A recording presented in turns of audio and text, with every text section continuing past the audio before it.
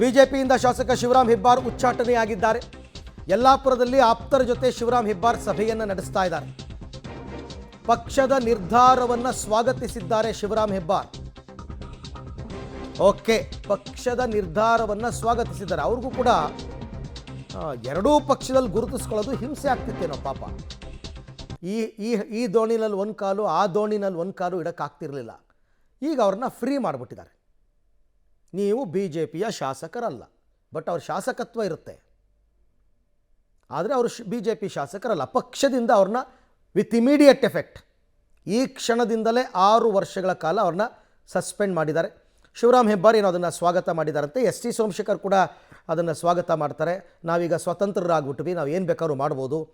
ಅಲ್ಲ, B J ಪಿನಲ್ಲಿದ್ದಾಗಲೂ Congress ಜೊತೆ ಗುರುತಿಸ್ಕೋತಾ ಇದ್ದರು. ಈಗ ಇನ್ನಷ್ಟು ಧೈರ್ಯವಾಗಿ, ಇನ್ನಷ್ಟು ಸ್ವತಂತ್ರವಾಗಿ ಕಾಂಗ್ರೆಸ್ ಜೊತೆ ಗುರುತಿಸ್ಕೋತಾರೆ. ಅವರ ಪಕ್ಷ ವಿರೋಧಿ ಚಟುವಟಿಕೆ ಎಲ್ಲವನ್ನು ಗಮನಿಸಿತ್ತು. 2023ರಲ್ಲಿ ವಿಧಾನಸಭಾ ಚುನಾವಣೆ ಆದಾಗ ಇಬ್ಬರೂ ಕೂಡ ಬಿ ಜೆ ಪಿಯಿಂದ ಗೆದ್ದಿದ್ದರು. ಆದರೆ ಅವ್ರು ಮಾಡೋ ಆರೋಪ, ನಮ್ಮನ್ನು ಸೋಲಿಸೋದಕ್ಕೆ ಬಿ ಜೆ ಪಿಯಲ್ಲೇ ಕೆಲವರು ಪ್ರಯತ್ನ ಪಟ್ಟಿದ್ರು ಅಂತ. ಉಚ್ಚಾಟನೆ ಮಾಡಿದ್ದು ಒಳ್ಳೆಯದಾಯಿತು, ಉಚ್ಚಾಟನೆಯನ್ನು ನಾವು ನಿರೀಕ್ಷೆ ಮಾಡಿದ್ವು ಅಂತ ಇಬ್ಬರು ಕೂಡ ಅದೇ ಸ್ಟೇಟ್ಮೆಂಟ್ ಕೊಡ್ತಾರೆ. ನನ್ನ ಪ್ರಕಾರ ಉಚ್ಚಾಟನೆ ಮಾಡಿದ್ದು ಒಳ್ಳೆಯದಾಯಿತು, ಅದರ ನಿರೀಕ್ಷೆಯನ್ನು ಕೂಡ ನಾವು ಇಟ್ಕೊಂಡಿದ್ವಿ, ಯಾವತ್ತೋ ಒಂದಿನ ಇದಾಗುತ್ತೆ ಅಂತ. ಅದಾಗಿದೆ. ಹಾಗಂತ ಶಾಸಕ ಸೋಮಶೇಖರ್ ಮತ್ತು ಶಿವರಾಮ್ ಹೆಬ್ಬಾರ್ ಇಬ್ಬರೂ ಇದೇ ಅಭಿಪ್ರಾಯವನ್ನು ವ್ಯಕ್ತಪಡಿಸ್ತಾರೆ. ನನ್ನ ಪ್ರಕಾರ ಉಚ್ಚಾಟನೆಯನ್ನು ಅವ್ರು ಎಕ್ಸ್ಪೆಕ್ಟ್ ಮಾಡಿದ್ರು. ಯಾವಾಗ ಯತ್ನಾಳ್ ಅವ್ರನ್ನ ಉಚ್ಚಾಟನೆ ಮಾಡಿದ್ರೋ ಆವಾಗಲೇ ಇವ್ರಿಗೂ ಕನ್ಫರ್ಮ್ ಆಗಿತ್ತು, ನಾವು ಉಚ್ಚಾಟನೆ ಆಗ್ತೀವಿ ಅಂತ. ಇಂಥ ನಿರ್ಣಯ ಯಾವತ್ತೂ ಆಗಬೇಕಾಗಿತ್ತು. ಯಾರು ತಪ್ಪು ಮಾಡಿದ್ರು ತಪ್ಪೇ ಅನ್ನುವ ಸಂದೇಶ ನಾಯಕರುಗಳಿಗೂ ಹೋಗಬೇಕು, ಕಾರ್ಯಕರ್ತರಿಗೂ ಹೋಗಬೇಕು.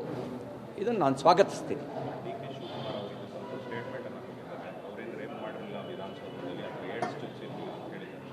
ಈಗೇನು ಎಸ್ ಟಿ ಸೋಮಶೇಖರ್, ಹೆಬ್ಬಾರ್ ಅವರು ಡಿ ಕೆ ಶಿವಕುಮಾರ್ ಅವ್ರನ್ನ ವಕಾಲತ್ ವಹಿಸಿ ಅಂತ ಏನಾದರೂ ಫೀಸ್ ಇಲ್ಲದ ಲಾಯರ್ ಮಾಡ್ಕೊಂಡಿದ್ದಾರಾ?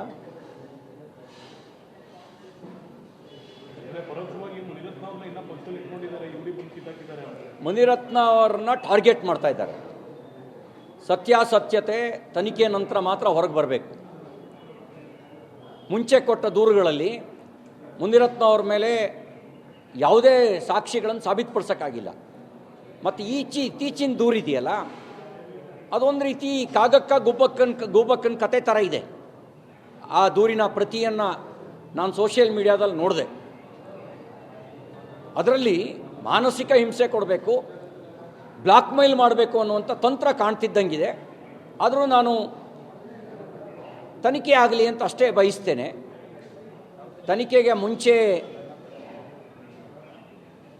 ತನಿಖೆ ಸಾಬೀತಾಗೋದಕ್ಕೆ ಮುಂಚೆ ಕೆಲವರು ಮಾತಾಡ್ತಾರೆ ಅಂದರೆ ಏನೋ ಷಡ್ಯಂತ್ರದ ಭಾಗ ಇರ್ಬೋದೇನೋ ಅಂತ ಅನಿಸುತ್ತೆ. ನೋಡೋಣ.